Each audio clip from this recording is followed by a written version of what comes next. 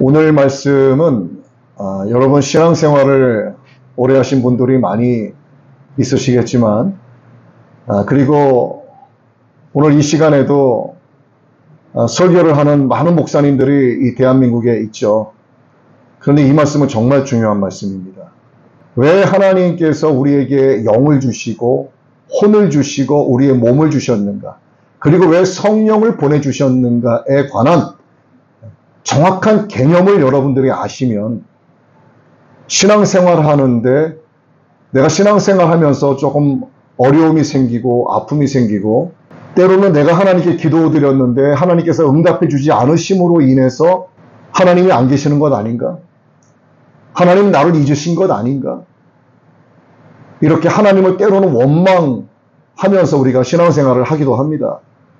이런 부분에 대해서 너무나 명확하게 하나님의 말씀이 보이는 그러한 영적인 개념이라고 할 수가 있습니다. 그래서 오늘은 여러분 앞으로 많이 남은 신앙생활을 정말 바르게 하기 위해서는, 그리고 우리가 읽고 있는 하나님의 이 말씀 성경을 읽으면서 온전히 여러분들이 바르게 깨닫기 위해서는 오늘 말씀 정말 중요한 말씀이기 때문에 정말 잘 들으셔야 돼요. 사실 늘 궁금했었어요.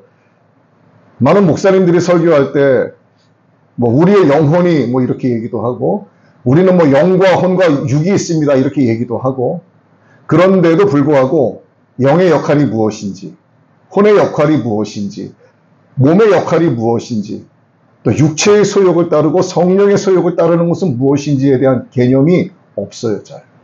예수님께서 이 땅에 오셔서 사역을 하시고 승천하실 때 예수님의 승천하는 모습을 바라보고 있었던 제자들의 수가 500명이 넘었죠. 한 600명이라고 한번 치자고요. 정확한 숫자는 아니지만 편의상 600명 가까이 된다 이렇게 한번 말씀을 드려보겠습니다. 거기에 누가 있었을까? 12 제자도 있었을 것이고 또 여자들도 있었을 거예요. 마리아, 다말, 여러 자매들도 있었을 것이고 또 70문도도 있었을 것이고 또 예수님으로부터 병 고침 받은 자들도 있었을 것이고 예수님의 말씀에 감격한 자들도 있었을 것이고 어쩌면 로마 사람들도 있었을지 몰라요. 그 중에는 겉으로 차마 드러내진 못했지만 수없이 많이 설교하셨던 예수님의 말씀을 듣고 그 말씀에 감동이 되고 그 말씀을 따라가겠노라 속으로만 결단하고 겉으로 차마 말하지 못하는 바리새인들도 있지 않았을까 저는 생각을 해봅니다. 그리고 거기에는 자신의 딸을 고침받게 된 회당장 야이로도 있었을 거예요. 많은 사람들이 그곳에 있었을 겁니다. 예수님께서 올라가실 때 너희들은 모여 기도하라 말씀하셨습니다. 모여서 기도한 곳이 바로 마가의 다락방에 모였단 말이죠. 그런데 불과 10일 정도 지나자 거기에 모여있는 사람은 120명밖에 없었어요. 그럼 나머지 약 480명 가까이 되는 정확한 숫자는 아닙니다. 이들은 어디에 갔을까? 다 각자 바쁜 일이 있었겠죠. 집안일도 봐야 되고 내 아들이 장가도 가야 되고 여러 가지 바쁜 일들이 있었을 겁니다. 어디 가서 계약도 해야 되고 새로운 사업 시작했으니 그 사업 더 이상 이대로 있을 수만은 없으니까 가서 사업도 좀 마무리해야 되고 거래처도 가야 되고, 그렇게 해서 남아있는 사람은 120명 마가다락방에 모여서 성령을 달라고 기도하기 시작을 합니다. 이 뿔뿔이 흩어졌던 수백 명의 사람들도 예수님의 기적을 체험하고 예수님의 말씀을 듣고 감동하고 감격하고 그 말씀을 따라가겠노라 결단했었던 사람들이 있었을 거예요. 그런데 그들은 어쨌든 성령께서 임하신 자리에 없었습니다.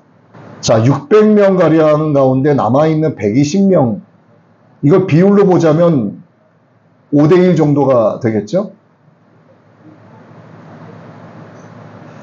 그래서 어떤 신학자들은 이 5대1이라고 하는 숫자에 많은 의미를 부여하기도 합니다. 이 5대1이라고 하는 비율을 어디에 대입을 시키냐면 오늘날 신앙생활 그리고 교회의 쭉정이와 알곡의 비율, 쭉정이와 알곡의 비율, 그리고 구원받을 자들의 비율, 뭐 이렇게도 적용을 시켜요. 자, 이것이 맞는 얘기라고 볼 수는 없습니다만 우리가 간과하지 말아야 할 것은 약 500명 이상 600명 가까이 되는 사람들이 그 자리에 있었는데도 불구하고 남아있는 사람은 120명밖에 없었더라 하는 것에 대해서는 분명히 우리에게 전해주시는 메시지가 있다는 것을 우리는 절대로 잊어서는 안 됩니다. 우리는 어디에 속해 있어야 하는가에 대해서 이미 여러분들은 그 답을 알고 있단 말이에요. 자, 하나님께서 우리에게 주신 것이 뭐냐 하면 여러분 몸 있잖아요. 우리가 좀 눈으로 보고 있는 몸이 있습니다. 이 몸 안에 무엇이 있을까요? 제가 지금 말을 하고 있죠.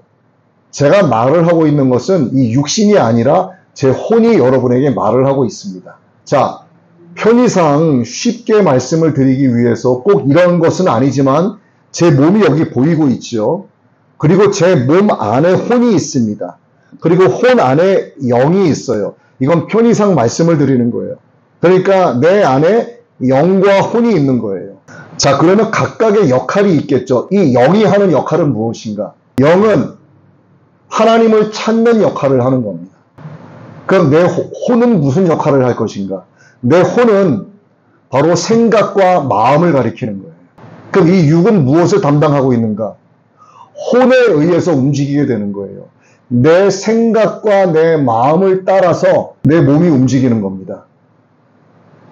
시각, 후각, 청각, 미각, 촉각 이 5가지의 감각을 육신이 담당을 하고 있는 거예요. 그리고 내 육신을 통해서 말이 나가고 행동이 이루어집니다. 그럼 이것을 결국 하게 하는 것은 무엇이냐면 바로 혼이 하는 거예요. 육과 혼과 영을 말씀을 드렸어요. 그럼 이것들은 각각의 연결고리가 되어 있습니다. 서로 상관관계가 있는 거예요. 각각의 역할이 있지만 이 역할을 통해서 서로가 연결이 되어지는 부분이 있습니다. 자, 다시 영에 대해서 말씀을 드리면 우리 과거에 고전 드라마 이런 걸 보게 되면 정한수 떠놓고 이렇게 빌지 않습니까? 뒷곁에 가서 달을 바라보면서 이렇게 밤에 어머니들이 주무시기 전에 이렇게 깨끗한 물을 떠다 놓고서 뭐 하늘이시여 이렇게 빌잖아요. 신을 찾는 소위 말하는 종교심이에요. 신을 찾아가는 겁니다. 하나님을 찾으려고 하는 마음, 절대자를 찾으려고 하는 것이 바로 영이에요. 자, 그러면 영이 내가 주의 빛을 따라갑니다. 하나님을 찾아요. 내 영이 하나님을 찾고 하나님을 찾았을 때 하나님께서 나에게 역사하시는 것은 바로 하나님의 영이 임하는 거예요. 이게 예수님께서 보내주신 보혜사 성령입니다. 성령께서 임재하셔서 나와 결합이 되는 것은 내 혼이 아니라 내 영과 결합이 되는 거예요.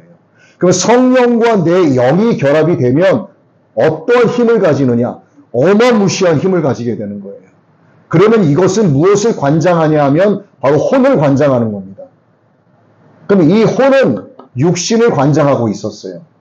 근데 내 혼이 성령으로 충만한 내 영으로 인해서 관장받지 않게 되면 이 혼은 육신으로 하여금 죄를 범하게 합니다. 내가 느끼기에 좋은 거, 내 입맛에 좋은 거, 내가 보기에 좋은 거, 내가 바라고 원하는 세상의 육신적인 것들, 그 육신의 가치들만 쫓아서 살게 마련인데 성령으로 충만한 내 영이 성령과 딱 하나가 되니까 너무너무나 강한 힘이 되니까 혼의 힘이 약해지는 거예요. 그러니까 이 혼은 성령으로 충만한 영의 역할로 인해서 내 혼으로 하여금 무엇을 하게 하냐면 하나님을 찬양하게 만드는 거예요. 하나님께서 우리에게 이런 말씀하셨죠. 내 마음과 뜻과 힘과 정성을 다하여. 혼의 범주가 뭐냐면 아까 마음과 생각이라고 했죠. 혼은 마음과 생각 그리고 내 뜻, 내 정성입니다. 이게 바로 혼이 관장하는 범주 안에 있는 거예요. 그러면 내 혼 안에 있는 이 범주, 이 안에 있는 것들, 마음과 생각과 힘과 뜻과 정성을 다해서 우리는 무엇을 하느냐? 바로 하나님을 예배하게 되는 거예요. 무엇이? 내 몸이 여기 와서 내가 두 손을 들고 내 입을 열어서 내가 춤을 추면서 하나님을 찬양하고 두 손을 들고 하나님을 경배하고 입을 열어서 찬양하고 이렇게 되는 거예요. 그러니까 내 영은 성령과 이 결합이 되어 있어야 하고, 이 막강한 힘으로 내 혼이 성령의 통제를 받아서 육을 관장하게 해야 된다는 얘기죠. 오늘 여러분께 전해드리고자 하는 말씀이 바로 이와 같은 말씀입니다. 혼은 또 무엇을 하냐 하면 하나님의 말씀을 찾는 것이 혼이에요. 눈으로 우리가 지금 보이는 것은 성경 말씀이잖아요. 우리 육의 눈으로 볼 수 있는 거죠. 근데 육의 눈으로 내가 하나님의 말씀을 보게 하는 것은 내 안에 있는 혼입니다. 혼. 근데 내 안에 있는 혼이 하나님께서 나에게 주신, 내 혼에게 주신 자유의지로 육의 눈을 통해서 하나님의 말씀을 읽게 하는데 아무리 읽어도 깨달을 수가 없어요. 너무 모르는 게 많고 난해 구절이 너무 많습니다. 그런데 오늘 본문에 뭐라고 기록이 되어 있어요? 보혜사 곧 아버지께서 내 이름으로 보내신 성령, 그가 너희에게 모든 것을 가르치고 내가 너희에게 말한 모든 것을 생각나게 하리라. 성령께서 내게 임재하시고 내 영과 결합이 되면 내 혼이 하나님의 말씀을 읽을 때 성령께서 말씀을 조명해 주셔서 내 혼으로 하여금 깨닫게 해주시는 거예요. 그러면 말씀을 깨닫게 내 혼은 어떻게 될까? 내 육에게 명령을 해서 하나님을 찬양하게 만드는 거예요. 이게 바로 영과 혼과 육의 관계고, 그래서 성령으로 충만한 내 영이 혼을 관장했을 때 내 혼은 성령의 소욕을 따르는 자가 되는 것이고, 성령으로 충만하지 않고 내 영이 성령과 딱 단절되어 있는 상태에서의 혼은 육의 소욕을 따르는 자가 되는 거예요. 갈라디아서 5장 17절의 말씀이죠. 육체의 소욕은 성령을 거스르고 성령은 육체를 거스르나니 이 둘이 서로 대적함으로 너희가 원하는 것을 하지 못하게 하려 함이라. 왜? 서로 반대에 있잖아요. 내 영이 성령과 결합되어 하나님의 능력을 나타내게 하는 성령의 소욕을 따라가느냐, 내 영이 성령과 딱 단절된 상태에서 내 혼이 육신으로 하여금 죄를 범하게 하는 육체의 소욕을 따라가게 하느냐. 내 혼은 중간에 있어요. 내 혼이 성령과 결합된 내 영 쪽에 있느냐, 성령과 분리된 육 쪽에 있느냐. 그래서 하나님께서 우리에게 무엇을 주셨습니까? 선택권을 주셨잖아요. 이 선택권이 자유의지 아니겠습니까? 그럼 우리는 몸이 어떤 몸이에요? 우리는 죄를 늘 지을 수 있도록 개방되어 있는 몸입니다. 늘 죄를 지을 수 있는 상태의 몸을 갖고 있는 거예요. 그럼 우리가 죄를 지으면 그걸로 끝인가? 예수님께서 우리에게 주신 게 천국에 가까이 왔느니라. 그 전에 무슨 말씀하셨습니까? 회개하라. 회개의 열쇠를 우리에게 주신 거예요. 왜? 우리 육신은 항상 죄를 지을 수 있는 몸으로 우리는 만들어졌어요. 처음에는 그렇지 않았죠. 그러나 우리는 죄를 지을 수 있는 몸을 갖고 있는 상태이기 때문에 예수님께서 이것을 해결해 주실 수 있는 방법으로 회개를 하라고 가르쳐 주신 겁니다. 근데 회개를 누가 하는 거예요? 내 영이 하는 건가요? 내 혼이 하는 건가요? 내 혼이 하는 거죠. 왜 내 혼이 회개를 하냐 하면 나에게 자유의지를 주셨고 선택권을 주셨잖아요. 그럼 나는 어느 쪽을 선택을 할 것인가? 회개하라 하셨으니 나는 회개를 할 것인가? 회개하라 하셨지만 나는 회개하지 않을 것인가? 어떤 선택을 할 것이냐 이거죠. 선택을 누가 한다? 내 혼이 한다. 근데 내 혼이 하는 것에 대해서 나타나는 것은 내 육으로 나타나는 거예요. 영과 혼과 육의 개념을 정확히 구분을 하고 계셔야 됩니다. 내 혼이 하나님의 말씀을 의지해서 성령의 충만을 달라고 기도할 수 있어요. 왜? 무엇 때문에? 내게 주신 자유의지로 인해서 내가 하나님을 찾는 거야. 내 혼이 하나님을 찾는 거야. 그럼 내 안에 있는 영이 무엇과 결합이 된다? 성령과 결합이 된다. 그러면 내 안에서 막강한 힘이 나타난다. 예수님의 제자가 아니라고 부인하고 욕까지 하면서 도망갔던 그 베드로가 어떻게 한복판에 나와서 주여 이제는 하가마옵시고 종들로 담대히 주의 복음을 전하게 해달라고 그 많은 사람들 앞에서 붙잡힐 것 관계없이 담대하게 복음을 전할 수 있는가? 왜 그랬을까요? 베드로 안에 있는 영이 자기가 받은 보혜사 성령과 딱 결합이 됐기 때문에 엄청난 힘이 생긴 겁니다. 담대해진 거예요. 두려움이 없어진 겁니다. 왜? 두려움을 느끼는 감각의 혼이 성령으로 충만 영으로 인하여 확 감싸졌기 때문에 두려움이 없어진 거예요. 그래서 담대해진 겁니다.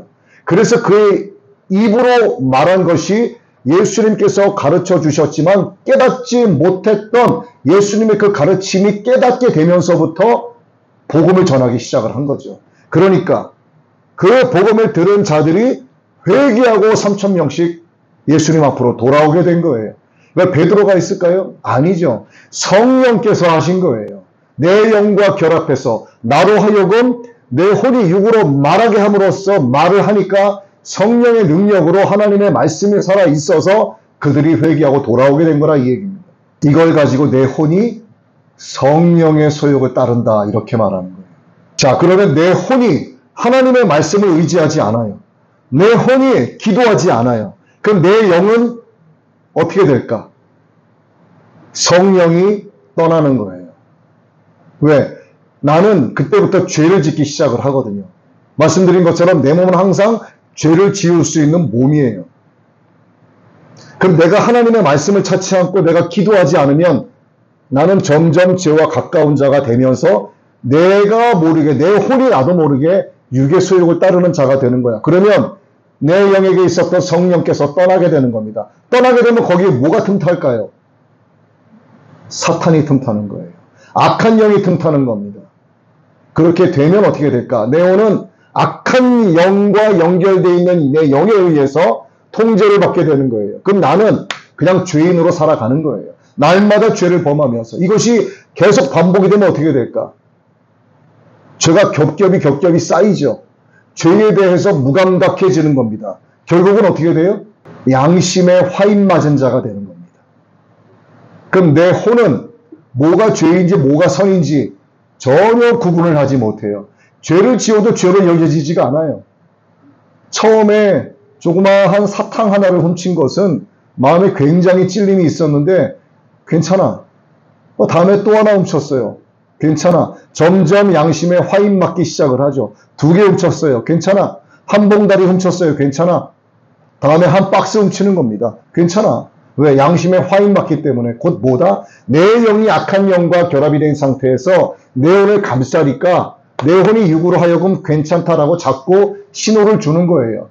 그러면 그것을 들고 도망치듯 뛰는 내 육은 그걸 통해서 5개의 감각이 만족을 느끼는 겁니다. 육의 만족을 느끼는 거예요. 세상의 기쁨을 누리는 거예요. 그러면 악한 영에 휩싸여 있는 내 혼의 명령에 의해서 움직인 내 육이 죄를 범해서 짜릿함을 느꼈습니다. 그럼 이 짜릿함이 어디에 전달될까요? 내 혼에 전달이 되는 거예요. 그럼 내 혼과 육은 혼연일체가 되는 겁니다. 그래서 육은 혼에게 괜찮다라고 말하고 내 혼은 내 양심에 점점 화인 맞기 시작을 하면서 육에게 또 명령하는 거예요. 가서 또 죄해봐. 또 해봐. 또 해봐. 괜찮아. 그리고 죄를 짓는 자들끼리 뭐라고 얘기하냐면 잘한다 잘한다. 왜 그들이 잘한다 잘한다 하는가? 모든 사람에게는 영이 있습니다. 그러나 성령이 임하는 게 아니라 악한 영이 틈타니까 하나님의 말씀을 멀리하는 거예요. 하나님을 마음에 두기 싫어하는 거예요. 기도하지 않는 거예요.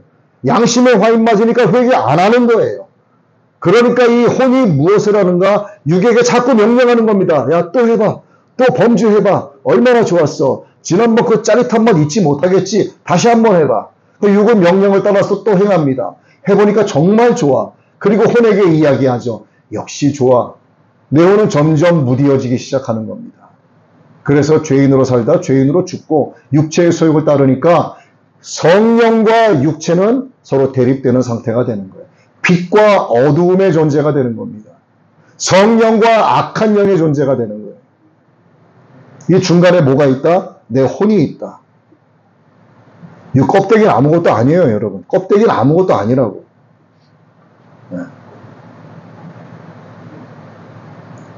며칠 전에 만나서 대화 나누던 선배 죽었다는 소식을 듣고 병원에 가보니까 냉동실에서 나오더라고요. 내가 얼굴을 만져봤어요. 육체가 그렇습니다. 그 육체가 사람이 아니에요. 혼. 자, 그래서요. 우리에게 두 가지 죽음이 있습니다. 이것도 아셔야 돼요. 두 가지 죽음. 하나는 몸의 죽음이고 하나는 혼의 죽음입니다. 몸의 죽음은 내 몸에서 혼이 떠나가는 거. 요즘에는 사실 그런 욕을 잘 안 하지만 과거에 대한민국의 아줌마들 애들 키울 때 그런 욕 많이 했죠. 혼꾸녕을 내줄까 보다. 혼꾸녕이 뭐예요? 혼이 빠져나가는 구멍을 내겠다는 겁니다. 널 죽이겠다는 거예요. 혼꾸녕이 어딜 얘기하는 거냐면 여길 얘기하는 겁니다. 너의 이마에 구멍을 내서 널 죽이겠다는 거예요. 그 사람들은 그거를 미신으로 알고 생각했던 겁니다. 여기에 구멍을 내면 혼이 빠져나가는 구멍이 여기에 있다라고 생각을 한 거예요. 그래서 혼꾸녕을 내주겠다는 어마어마하게 무서운 아주 안 좋은 욕이에요. 그것도 모르고 그냥 이놈자식 그냥 혼꾸녕을 내줄 거야. 너의 이마에 구멍을 뚫어버리겠다는데. 이게 몸의 죽음이에요. 그러면 혼의 죽음은 무엇일까? 이제 이해가 되시죠? 혼의 죽음이 무엇인가? 내 영이 성령과 분리되어 있는 상태가 바로 혼의 죽음인 거죠. 우리가 지금 육으로 살아있는 것은 별 의미가 없습니다. 내 혼이 살아있어야 하는 거예요. 근데 오늘 여기 계신 여러분은 혼이 살아계신 분이에요. 성령님의 이끄심 받아서 내 영이 성령과 결합이 되어서 내 혼에게 명령해서 내 혼이 육신으로 하여금 주의 전으로 오게 하셨기 때문에 여러분은 살아있는 혼입니다. 여러분 속에 살아있는 혼이라는 것은 무슨 뜻이냐면 예수님의 생명이 여러분 가운데 있다는 뜻이에요, 지금. 자, 그러면 죽음이 두 가지가 있다고 말씀을 드렸는데 생명도 두 가지가 있겠죠. 마찬가지입니다. 몸과 혼이 붙어있는 상태. 내 몸 안에 혼이 현재 들어가 있죠. 저는 산 자예요, 죽은 자예요. 저는 현재 살아있는 자입니다. 내 안에서 피순환이 된다는 거예요. 성경에서 피를 뭐라고 얘기한가요? 생명이라고 얘기하잖아요. 내 안에 피가 돌고 있다는 뜻이에요. 내 몸 안에, 몸 안에 혼이 있으므로 피가 돌고 있다. 나는 살아있는 자다 이렇게 얘기해요. 그럼 제가 조금 전에 말씀은 안 드렸습니다만 죽은 자가 둘이 있다고 했는데 몸이 죽은 자를 성경적으로 뭐라고 표현하냐면 피 흘린 자 이렇게 얘기하는 거예요. 그냥 상처가 나서 피가 뚝뚝 떨어진 걸 얘기하는 게 아니라 이거는 피 흘린 자라고 하는 것은 몸이 죽었다라는 걸 뜻하는 거죠. 또 한 가지 생명이 있겠죠. 몸의 생명이 있는가 하면 내 혼의 생명이 있겠죠. 내 영이 성령과 결합이 되면 이거에 의해서 막강한 힘을 통해서 내 혼에 생명이 들어와요. 무슨 생명? 예수님의 생명. 그럼 내 혼이 살아있는 혼이 되는 거예요. 그래서 죽음도 두 가지가 있고 생명도 두 가지가 있습니다. 하나님이 우리에게 주신 것이 자유의지예요. 제가 다시 한번 말씀드릴게요. 하나님께서 자유의지를 어디에 주셨습니까? 제 육에 주셨습니까? 제 혼에 주셨나요? 내 영에 주셨나요? 하나님께서 주신 자유의지는 내 혼에 있는 거예요. 이게 선택권이라고 하죠. 저와 여러분 각자에게 모든 인생들에게 자유의지를 주셔서 선택할 수 있게 하신 것은 바로 사랑하시기 때문에 그래요. 사랑하지 않으면 독재가 됩니다. 여러분 남자와 여자가 만나서 서로 사랑을 하기 시작을 해요. 그 남자가 여자에게 만나서 뭐라고 이야기합니까? 자기 오늘 뭐 먹고 싶어? 먹고 싶은 거 다 얘기해. 일식 먹으러 갈까? 중식 먹으러 갈까? 먹고 싶은 거 뭐야? 얘기해봐. 난 당신이 좋다고 하면 나도 다 좋아. 선택권을 누구에게 주는 거예요? 상대방에게 주는 겁니다. 그런데 상대가 나에게 중요하지 않아요. 그럼 어떻게 할까요? 야, 짜장면이나 먹자 그냥. 아, 싫은데, 돈 없어. 그냥 따라와. 이렇게 되는 거예요. 그 여자도 마찬가지예요. 오빠 오늘 뭐 먹을래? 너 먹고 싶은 거 먹어. 아니야, 오늘은 오빠 먹고 싶은 걸로 해. 오빠가 하자는 대로 내가 할게. 왜 그럴까요? 상대방은 서로 사랑하니까 선택권을 주는 거예요. 근데 사랑하지 않으면 선택권은 없어요. 자기 마음대로 합니다. 사랑하시기 때문에 자유의지를 주신 거예요. 이 자유의지로 우리가 무엇을 해야 된다? 하나님 말씀을 찾고 회개하고 성령의 충만을 구하는 것. 그럴 때 내 영 가운데 주의 성령이 임재해서 결합이 되는 거예요. 결합된 막강한 이 성령의 힘이 내 혼이 익은 하나님의 말씀으로 깨닫게 하셔서 말씀이 내 안에서 살아있게 돼서 내 육을 통해서 하나님의 말씀이 능력으로 퍼져나가는 거예요. 이게 영과 혼과 육과 성령의 역할과 서로의 관계가 이렇게 맺어져 있습니다. 자유민주주의에 투표권이 있습니다. 이 투표권이 뭐예요? 힘이 어디에서 나온다? 국민에게서 나온다. 절대 주권이 국민에게 있다. 그럼 왜 자유민주주의는 투표를 하는가? 국민이 소중하기 때문에. 국민이 있어야 나라가 있기 때문에. 그래서 선택할 수 있는 자유의지를 준 거예요. 헌법에 보장된 거죠. 그러나 국민을 개, 돼지로 아는 공산주의는 어떻게 할까요? 투표권이 있는 공산주의 보셨습니까? 없어요. 투표권이고 나발이고 죽여도 아무 소리 못합니다. 한 생명 한 생명을 개, 돼지도 못하게 취급하는 겁니다. 이게 공산주의와 자유민주주의의 차이예요. 하나님께서 그래서 우리에게 선택권을 주신 거죠. 그런데 자유의지를 가진 혼은 어떻게 합니까? 대부분의 사람들은 어떻게 해요? 하나님의 말씀을 찾지 않고 하나님을 찾지 않아요. 빛 가운데로 가려고 하지 않습니다. 그냥 세상 속에 머물고 세상이 주는 짜릿한 쾌감 속에 빠져서 살아가요. 그 혼에 무엇이 있기 때문에 양심에 화인 맞았기 때문에 육으로 하여금 명령하는 거예요. 야, 너의 가치가 무엇인데? 네가 원하는 절대 가치가 무엇인데? 혼이 자기 육에게 말하는 거예요. 육은 혼에게 대답을 합니다. 그래? 나의 절대 가치는 돈이지.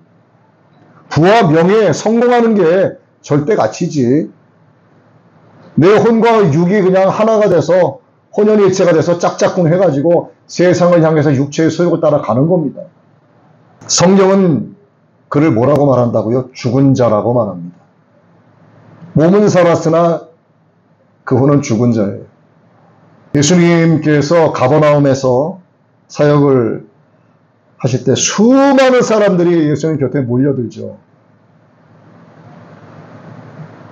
그 중에 한 제자가 나 예수님을 따르겠습니다. 이렇게 와요. 그런데 뭐라고 이야기하냐면 가서 내 아버지를 장사한 뒤에 오겠습니다. 예수님이 대답을 하십니다. 예수께서 이르시되 죽은 자들이 그들의 죽은 자를 장사하게 하고 너는 나를 따르라 하십니다.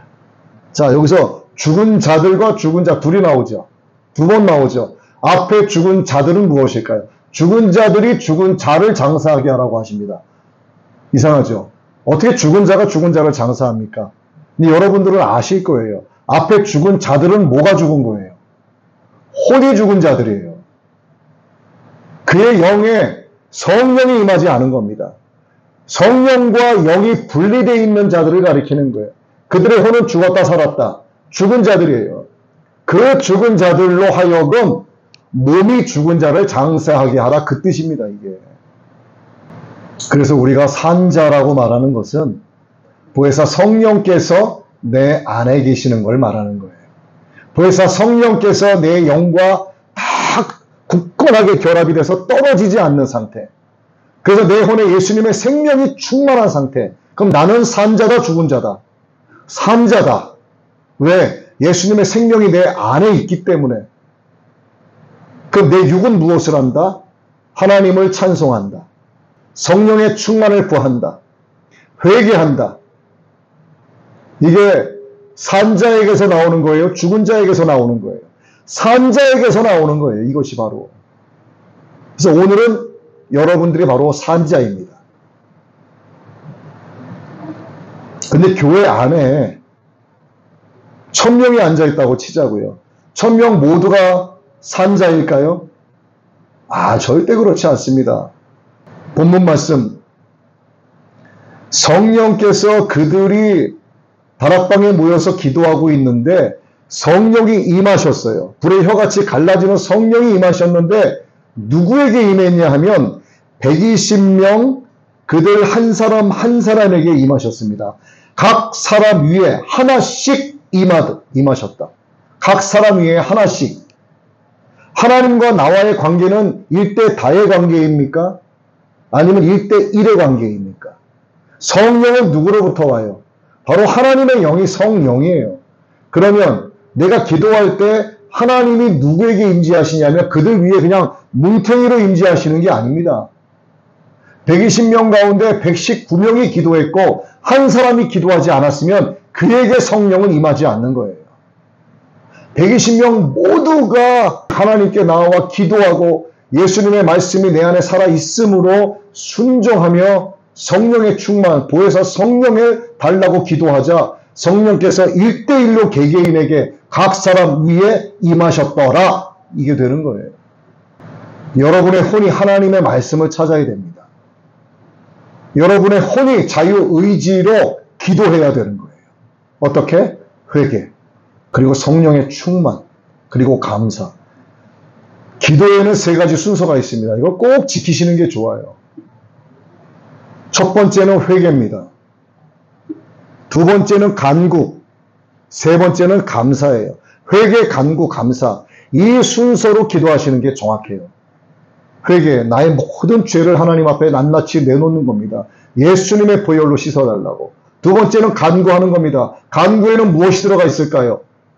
너희가 믿을 때에 성령을 받았느냐. 성령의 충만을 위하여 간구하셔야 되고 그 밖에 무엇이든지 구하라 하셨으니 믿음으로 구하시면 됩니다. 세 번째는 받은 줄로 믿으라 말씀하셨죠. 감사하는 거에 주여 감사합니다.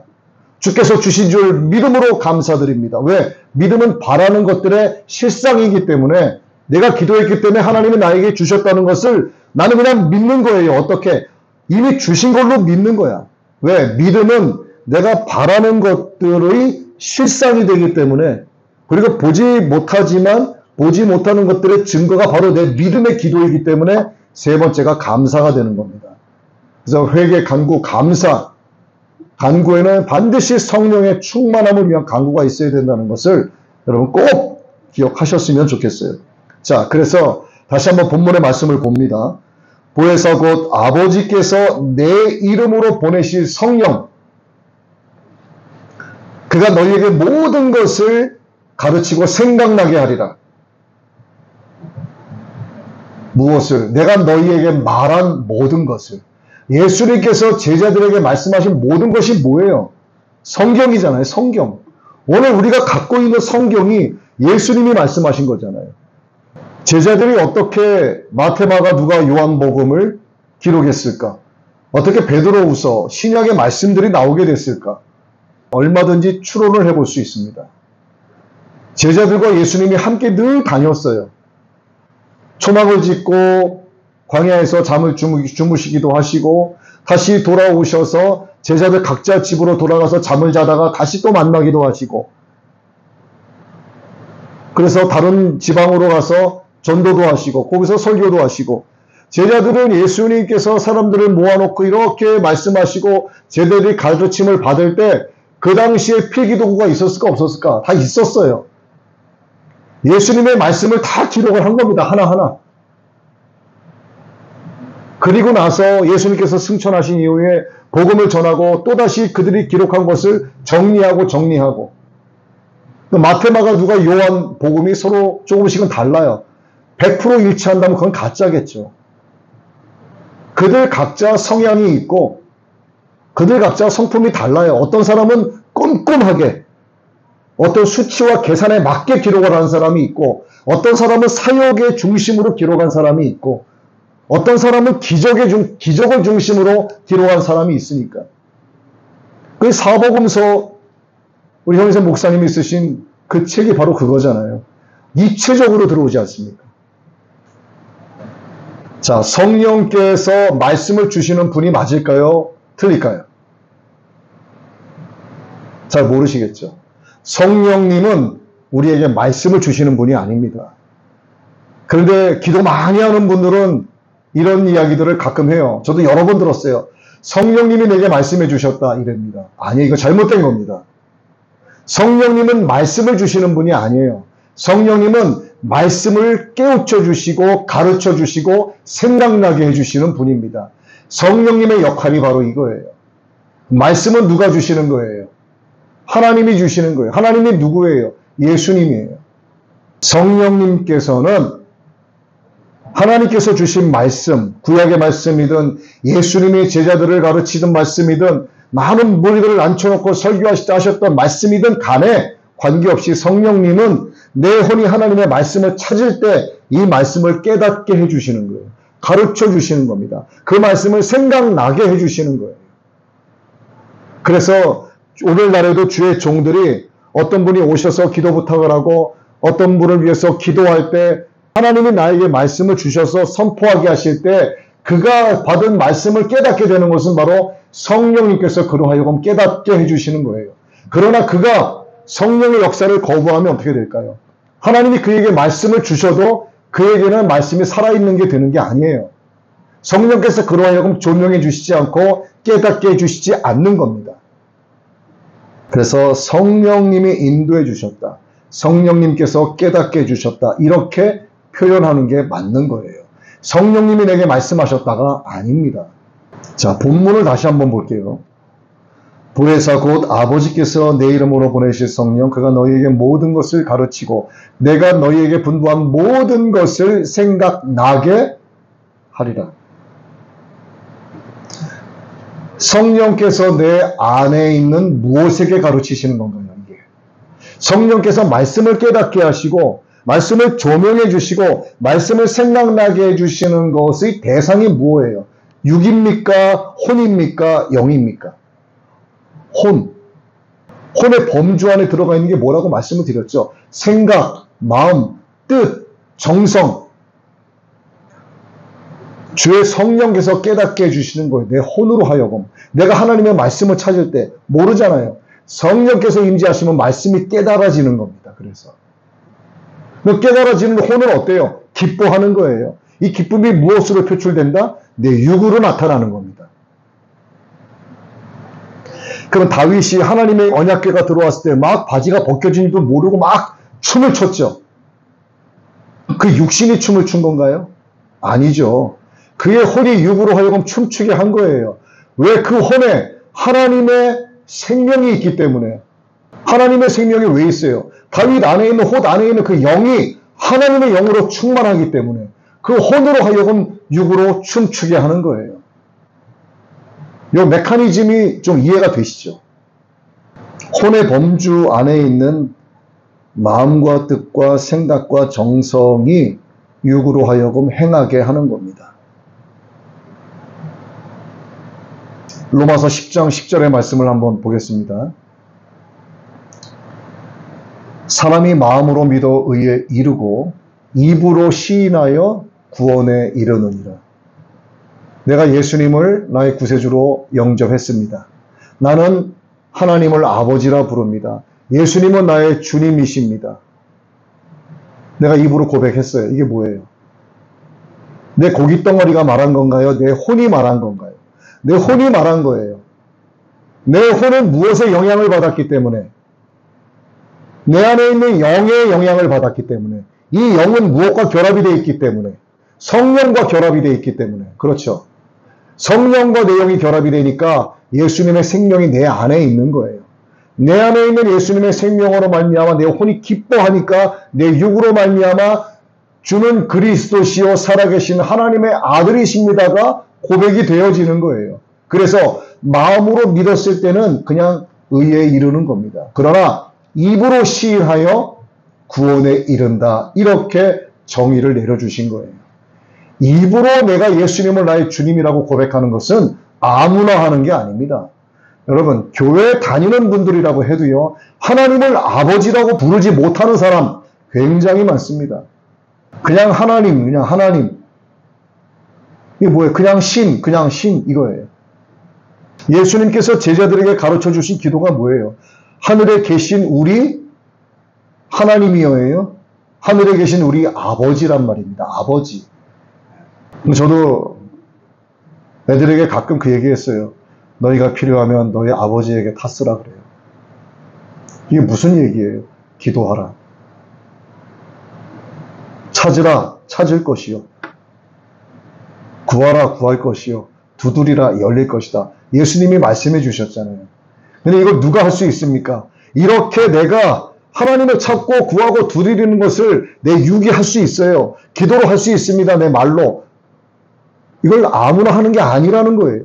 내 영이 예수님의 생명으로 차야만 하는 거예요. 어떻게? 내 영이 성령과 결탁이 되고 딱 결합이 되니까 결국 육으로 나오게 되는 거예요. 그러면 어떤 역사가 나타나는가? 하나님이 채우시는 겁니다. 하나님이 열어주시는 거예요. 하나님이 찾게 하시는 겁니다. 그래서 말씀하시잖아요. 무엇이든지 구하라. 내 손에서 제한 두지 말고 무엇이든지 구하라. 거르는 것은 하나님이 하실 문제예요. 내가 먼저 걸을 이유가 없습니다. 그러나 기도의 순서를 여러분 지키시는 게 좋죠. 회개, 간구, 감사. 간구에는 성령의 충만함을 위해서 반드시 기도하셔야 된다는 것. 입으로 시인할 수 있다는 것은 마음을, 생각을, 뜻과 정성을 관장하고 있는 내 혼에 예수님의 생명이 있다는 뜻입니다. 내 혼에 예수님의 생명이 있다는 것은 내 영에 성령께서 임재하셔서 내 영과 결합이 되어 있다는 뜻이에요. 그는 산 자다. 생명이 있는 자다. 그래서 이 땅에서 우리가 무엇을 누린다? 예수님의 생명으로 말미암아 우리는 천국을 누린다. 이렇게 이야기하는 거예요. 그래서 담대해지고 대범해지는 겁니다. 성령으로 충만하면 두려웠던 것들이 두려워지지가 않아요. 근심과 고민이었던 것들이 전혀 근심과 고민으로 여겨지지가 않습니다. 무엇 때문에? 주의 성령 때문에. 그래서 마귀의 견고한 진을 파하는 능력이 나를 통해서 예수님의 생명 있는 내 혼을 통해서 내 삶에서 증거가 되고 나타나는 거죠. 성경이 우리에게 말씀하십니다. 너희가 믿을 때에 성령을 받았느냐? 오직 성령의 충만을 받으라. 구하는 자에게 성령을 주시지 않겠느냐? 예수님께서도 승천하실 때 제자들에게 마지막 하신 말씀이 이와 같은 거잖아요. 모여서 기도하라. 내가 너희에게 가르친 모든 것이 너희들이 생각이 나고 기억나게 할 것이다. 모여서 기도하라. 성령의 충만을 위하여 기도하라. 예수님이 이 말씀하셨잖아요. 내 혼이 깨달아야 되니까. 내 혼이 하나님의 말씀을 깨달아야만 내 혼에게 있는 하나님이 주신 자유의지로 복음도 전하고 찬양도 하고 그러지 않겠어요? 아무것도 깨닫지 못하는데 성경 말씀을 읽으면 뭐합니까? 하얀 거는 종이요 검은 것은 글씨인데 깨닫지 못하는데 그래서 성령의 충만함이 필요한 거예요. 성령이 모든 것을 가르치고 생각나게 하시기 때문이죠. 그래서 하나님의 뜻이니라 하고 전하신 말씀이 뭐가 있어요? 항상 기뻐하라. 범사에 감사하라. 또 뭐가 있습니까? 쉬지 말고 기도하라. 감사하는 것, 기뻐하는 것, 감정에 대한 하나님의 순종의 명령인데요. 결국 뭐다? 나에게 주신 혼 안에 있는, 혼의 범주 안에 있는 내 감정들, 내 생각, 내 뜻, 내 정성, 이 모든 것을 오직 하나님을 향해 있어야 한다는 거예요. 그런 자는 쉬지 않고 기도하게 되는 겁니다. 왜? 내가 범사에 감사하고 항상 기뻐하기 위해서는 내 혼이 예수님의 생명으로 말미암아 차고 넘치고 꽉 차 있어야 하기 때문에 그렇게 되기 위해서는 나에게 주신 자유의지로 무엇을 하게 된다? 말씀을 찾고 기도하게 되는 거예요. 그럼 내 영에게 성령께서 임하셔서 충만하게 연결되어 있는 겁니다. 그러니까 그는 범사에 감사하게 되고 항상 기뻐하는 게 전혀 어려운 게 아니에요. 전혀 어렵지 않은 겁니다. 그러니까 이것이 늘 유지가 되도록 무엇을 해야 된다? 쉬지 않고 기도해야 되는 겁니다. 이것이 너희를 향한 나의 뜻이니라. 이래서 하나님이 이 말씀을 하신 거예요. 사무엘 선지자가 뭐라고 했습니까? 내가 기도하기를 쉬는 죄를 범하지 않겠다. 저는 이 말씀이 이해가 안 됐어요. 아니 기도하다가 쉴 때도 있지 어떻게 쉬는 죄라고 이야기하는가? 기도하지 않으면 기도하다가 쉬면 이게 죄가 되는 게 죄가 될 수 있다는 겁니다. 왜냐하면 기도하면서 쉬는 것이 죄가 아니라 기도하기를 쉬면은 내 혼은 자유의지가 있다고 그랬죠. 자꾸 쉬고 싶은 거예요. 안 하고 싶은 겁니다. 그냥 귀찮은 거예요. 왜? 몸과 너무나 밀착이 되어 있기 때문에 몸은 죄를 지을 수 있는 상태로 개방되어 있다고 그랬죠. 자꾸 육체의 소욕을 따라가는 거예요. 그러니까 기도를 멈추면 뭐가 된다? 자꾸 죄가 된다. 양심의 화인을 맞는다. 그래서 기도하기를 쉬는 것은 곧 죄를 지을 가능성이 점점점 커진다는 뜻입니다. 이게. 그래서 사무엘 선지자의 이 고백이 오늘 우리의 고백이 또한 되어야 하는 거예요. 주여, 내가 기도하기를 쉬는 죄를 범하지 않겠나이다. 내 영이 항상 주의 성령을 갈망하고 내 안에 항상 예수님의 생명으로 충만하길 원하여서 내 마음과 뜻과 정성과 힘을 다해서 하나님을 찬송하며 수를 높여 주의 이름을 높이길 원합니다. 주의 영광을 위하여 살기 원합니다. 이렇게 돼야 되는 거예요. 그러기 위해서는 어떻게? 다시 반복되는 겁니다. 쉬지 말고 기도해라. 그러면 너희는 항상 기뻐할 수 있고 항상 범사에 감사할 수 있다. 곧 그 상태는 내용이 성령으로 충만한 상태다. 성령과 연결되어 있는 상태다. 자, 제가 지금 드리는 말씀이 계속 돌아가고 있죠, 이게. 네. 뗄래야 뗄 수 없는 관계입니다. 오늘 주보의 제목이 뭐라고요? 성령과 영, 영과 혼, 혼과 육, 그리고 마지막 성령과 육의 역할과 관계입니다. 제목이 좀 길어요. 근데 여러분, 이 정도 말씀드리면 영의 역할이 무엇이고, 영이 내 영과, 성령의 역할이 무엇이고, 내 영과 연결을 해서 어떤 역할을 하고, 어떤 관계에 있고, 그 성령과 연결된 내 영은 내 혼과 어떤 역할과 관계성을 갖게 되고, 그렇게 된 내 혼은 육과 어떤 관계를 갖게 되는가 아시겠죠? 그러면 내 안에 생명으로 충만한 혼이 육을 관장했을 때 결국 나는 성령의 소욕을 따르는 자가 된다. 영과 성령이 따로 떨어져 있으면은 나는 영과 내 혼은 분리된 상태가 되는 거예요. 하나님의 빛을, 하나님을 찾아가는 내 안에 있는 어떤 신에 대한 그런 본능 자체가 딱 끊어지니까 내 혼은 결국 육을 따라가는, 육체의 소욕을 따라가는 자가 되는 겁니다. 그래서 성령의 소욕과 육체의 소욕은 서로 대립된다, 안 된다? 대립된다 이거죠. 예수님께서 승천하실 때 수백 명의 사람들이 그 광경을 지켜봤습니다. 예수님의 말씀에 감동, 감격하고 은혜 받고 충만하고 변화가 되고 눈먼 자가 예수님의 승천하는 모습을 보게 되고 앉은 배인가 일어나서 보게 되고 걷게 되고 뛰게 되고 다리 저는 자가 정상적으로 걷게 되고 문둥병자가 고침받고 그들이 안 왔겠습니까? 그런데 성령 받은 사람들은 몇 명이라고요? 120명. 직접적으로 체험한 자들이 그렇게 많겠지만 480명 가까이 되는 정확한 숫자는 아니지만 그들은 다 어디에 갔을까? 하지만 모여있는 120명의 각 사람의 머리 위에 주의 성령께서, 보혜사 성령께서 그들 각각에게 임하여 주셨어요. 그들이 담대해졌습니다. 막 방언으로 말하기 시작합니다. 기도하기 시작합니다. 막 거리에 뛰어나가서 너희가 잡아 죽인 그 예수가 부활하셨다고 막 전하기 시작하는 거예요. 그렇게 벌벌 떨고 겁쟁이처럼 피해 도망가던 그 베드로가 그 다른 제자들이 목숨이 아깝지 않은 겁니다. 죽일 테면 죽여라 이거지. 왜? 죽은 자가 살아나는 것을 봤거든요. 예수님이 부활하셨거든요. 자기들이 40일 동안 예수님과 함께 지냈거든요.